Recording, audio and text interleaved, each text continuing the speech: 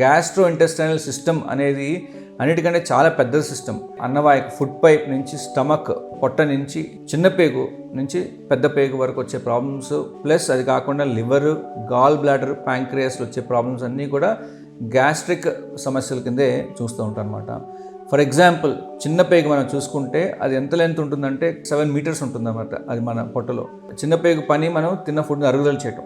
ఆ absorption area మనం చూసుకుంటే ఆల్మోస్ట్ మనకి 2 క్రికెట్ ఫీల్డ్ ఉన్నంత ఏరియా మనకి దాంట్లో ఉంటుందన్నమాట. సో ఇంత పెద్ద ఏరియాస్లో బోల్డ్ ప్రాబ్లమ్స్ వచ్చే ఛాన్సెస్ ఉంటాయి.